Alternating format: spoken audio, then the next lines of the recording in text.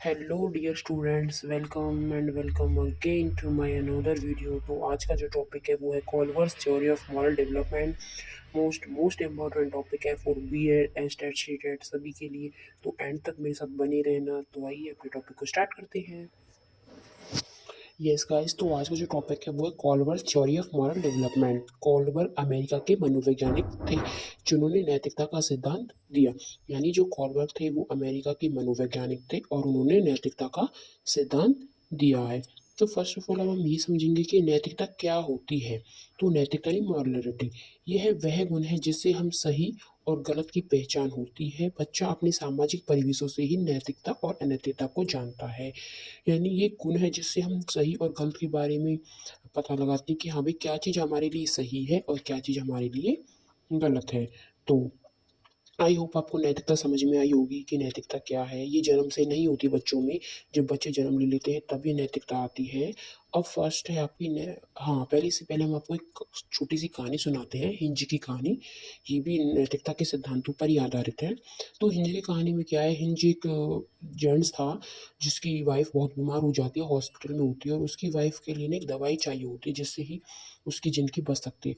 अब डॉक्टर कहता है कि भाई एक दवाई है, उसे ले आओ, उससे तो आपकी वाइफ बच जाएगी। अब वो जिसके पास वो दवाई होती है वो जाता है। वो दवाई बहुत ही रेयर होती है, हर किसी के पास नहीं होती और वो उसे मना कर देता है, उस वो व्यक्ति उस दवाई को देने के लिए, क्योंकि उसने अभी वो पब्लिक से भी नहीं की और वो उसके लिए ज़्यादा पैसे में देगा, जो ज़्यादा पैसे देगा। अब वो बस उसे 50 रुपये देता है कि मेरे पास तो 50 रुपये हैं, अब दवाई दे दीजिए। पर वो मना कर देता है। फिर हिंदू उसके सामने बहुत गिड़गिड़ाता है, तड़पता है कि भाई नहीं, मेरी वाइफ मर जाएगी, मुझे दे दीजिए दे दीजिए। पर वो नहीं देता है। तो क्या करता है, हिंद जब सब सो जाते हैं रात को वो उसके घर में से उसे चुरा के ले आता है, क्योंकि उसे तो अपनी वाइफ बचानी है। अब वो जब चुरा के ले आता है तो उसे पुलिस पकड़ के ले जाती है, क्योंकि उस चोरी भी तो गलत बात है, वो केस कर देता है। तो इस कहानी से हम समझते हैं कि कभी कभी हम सही और गलत के बारे में डिसीजन नहीं ले पाते, हम फंस जाते हैं कि क्या सही है क्या गलत है। एक तरफ से उसने सही किया, उसकी वाइफ की जान बच गई, एक तरफ उसने गलत किया कि भाई उसने किसी की मेहनत को ऐसे चुरा लिया। ऐसा नहीं करना चाहिए था, क्योंकि वो एक रेयर थी, एक ही थी, अभी उसने अभी बनाई नहीं थी, उतनी ही थी। तो अब बहुत से बच्चे कहेंगे कि हाँ भाई हिंज को सजा मिलनी चाहिए, उसने गलत किया है, उसने चोरी की है, वो चुरा के लाया है। और बहुत से कहेंगे नहीं नहीं यार, सही किया, चोरी की तो क्या हुआ, किसी की जान तो बच गई, चोरी का किसी की जान से बढ़कर है। ठीक है। तो आई होप आपको हिंज की कहानी समझ में आई होगी। तो चलिए अब बात करते हैं हम कॉलबर्ग्स के सिद्धांत की आलोचना, जो कॉलबर्ग्स से सिद्धांत की आलोचना की थी, है ना, ये यहाँ पे आप देख रहे हो, ये कॉलबर्ग्स की आलोचना है जो सिद्धांतों की थी। अब सबसे फर्स्ट आप नैतिक दुविधा को आप समझ में ही, आपको हिंज की कहानी से नैतिक दुविधा तो आपको हिंज की कहानी से ही समझ में आ गई होगी कि सही और गलत के बारे में डिसीजन न लेने की स्थिति को नैतिक दुविधा कहते हैं। जो हम ये कंफ्यूज हो जाते हैं क्या सही है क्या गलत है। और जो मॉरल रीज़न है ये वो है कि सही और गलत के बारे में डिसीजन लेने में जो शामिल प्रक्रिया को नैतिक तर्कना कहते हैं। यानी जब हम सही व गलत में से किसी एक को हमें चुनना होता है, उसको हम नैतिक तर्कना कहते हैं, मॉरल रीजनिंग। ठीक है। डिसीजन हम नहीं ले पाते क्या सही है क्या गलत है, यानी एक चीज़ चुननी होती है तो तुम सही को चुन लो या फिर गलत को चुन लो, एक चीज़ आपको चुननी ही है और ये है। तो ये आपकी होती है नैतिक मोरल। अब हम कॉलवर्क्स की आलोचना के बारे में पढ़ेंगे। तो उसके क्या है, इसके सिद्धांतों की एक लेडीज़ है कैरोलो गैलिन गिलिगन, उसने इसकी बहुत ही आलोचना की क्योंकि एक लेडीज़ थी और उसने भी जेंट्स के कामों की तो आलोचना करेगी। क्यों की है, क्योंकि जो कॉलवर्क था ना उसने अपने सिद्धांतों में महिलाओं को प्राथमिकता दी ही नहीं, उन्होंने बहुत ही कम प्राथमिकता दी। और उन्होंने कहा कि जो इनके तक दी कि जो पुरुषों की नैतिकता का आधार न्याय होता है और स्त्रियों की नैतिकता का आधार आपकी देखभाल होती है। उन्होंने कहा कि भाई स्त्रियों की जो नैतिकता है वो देखभाल में होती है, और जो मेल और जो मॉरल रीजनिंग में कल्चर की डिफरेंस को भी इम्पोर्टेंट नहीं थी। और यहाँ तक कि कॉलबर्ग ने जो मेल और फीमेल को जो मॉरल रीजनिंग है उसके कल्चर में भी डिफरेंस को इम्पोर्टेंस नहीं दी थी। तो ये यहाँ पे हमने कॉलबर्ग के सिद्धांतों की आलोचना देखी।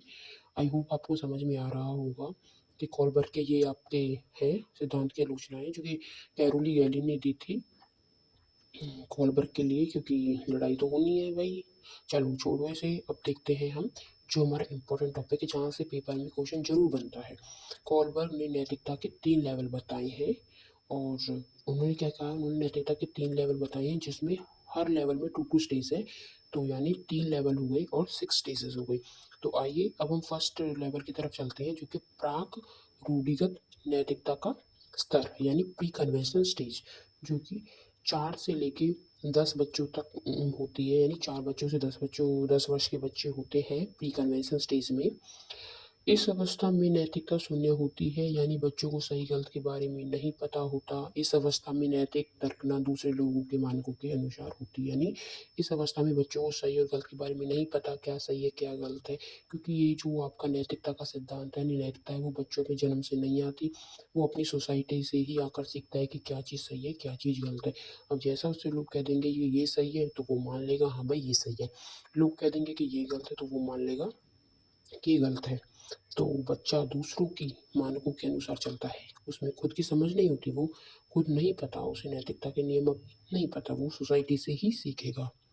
आई होप आपको समझ में आ रहा होगा, इतना टिपिकल टॉपिक नहीं है। तो आइए देखते हैं, जो इस अवस्था को ना इन्होंने 2 भागों में बाँटा है।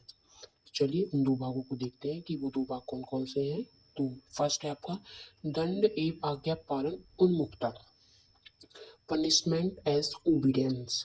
इसमें बच्चे की नैतिकता सजा और आज्ञा पालन पर आधारित होती है। जब हिंज ने चोरी की तो बच्चों ने सोचा कि अगर वह चोरी करेगा तो उसे सजा मिलेगी। बच्चों ने क्या सोचा कि भाई अगर हिंच ने चोरी किया तो उसे सजा जरूर मिलेगी, क्योंकि उन्हें पता है कि अगर हम नियमों का पालन नहीं करेंगे तो हमें सजा मिलेगी। क्यों? क्योंकि अब हम भी कहते हैं बच्चों से, अगर तुमने बड़ों से नमस्ते नहीं की तो हम तुम्हें पनिश करेंगे। तो वो क्या समझते कि भाई बड़ों से नमस्ते करना एक नैतिकता का नियम है, अगर हमने उसका पालन नहीं किया तो हमें सजा मिलेगी। तो बच्चा डर से उस नैतिकता को अपनाता है। आई होप आपको समझ में आया होगा कि क्या है। तो सेकंड है आपका साधनात्मक सापेक्षता तथा उन्मुखता। जैसे को तैसा भी बोलते हैं इसे। जैसे को तैसा क्यों बोलते हैं? क्योंकि जैसा व्यवहार हम सामने वाले के साथ करेंगे वो भी वैसा व्यवहार हमारे साथ करेगा।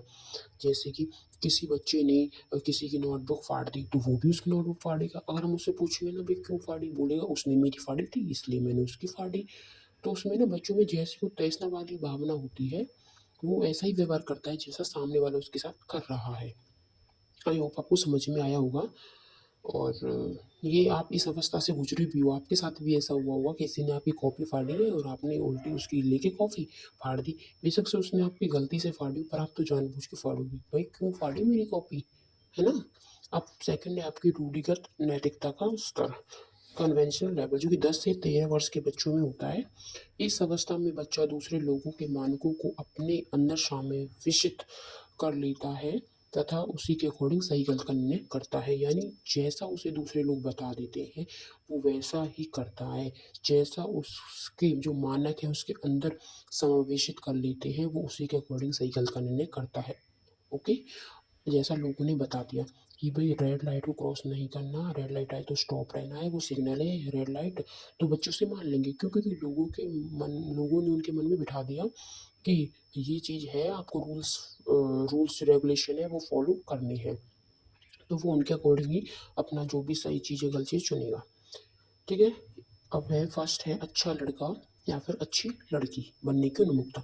बच्चों में होती है कि हमें अच्छा बनना है, हमें अच्छा बनना है। सब कहते हैं मैं गुड बॉय हूँ, मैं गुड गर्ल हूँ, कोई ये नहीं कहता मैं बैड बॉय हूँ, बैड गर्ल हूँ। क्यों? क्योंकि लोगों में उन्मुखता होती है अच्छा बनने की। बच्चों में जो ये अवस्था चल रही है, ये अवस्था ऐसी ही होती है जिनमें बच्चा एक दूसरे से कंपैरिजन करता है और कहता है मैं इससे अच्छा हूँ, मैं इससे अच्छा हूँ। इसको गोल्डन रूल का विचार भी इसी अवस्था में आता है। जो आपका गोल्डन रूल विचार है वो भी इस अवस्था में आता है। नेक्स्ट है कानून एवं व्यवस्था उन्मुखता, लॉ एंड ऑर्डर ओरिएंटेशन।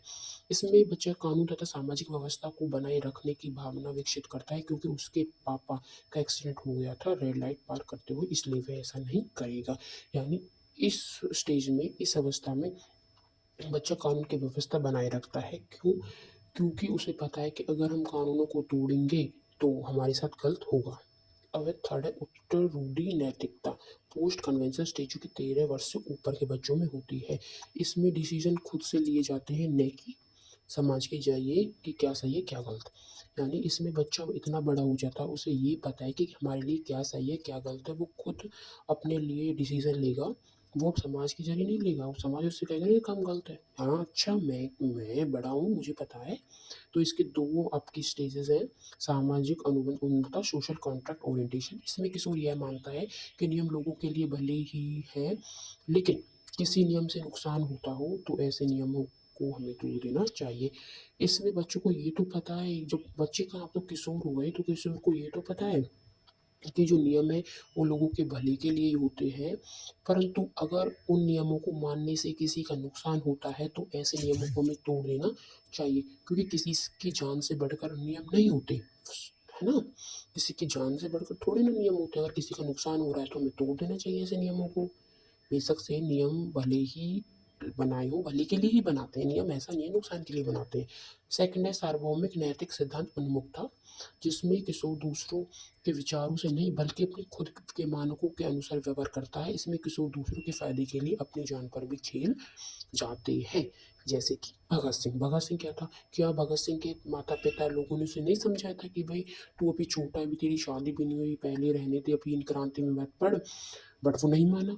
उसने क्या कहा, उसने भाई कि मैं दूसरों के फ़ायदों के लिए अपनी जान पर भी खेल जाऊँगा। मैं अपने देश को बचाने के लिए, देश को आज़ाद करने के लिए अपनी जान की भी बलि दे दूँगा।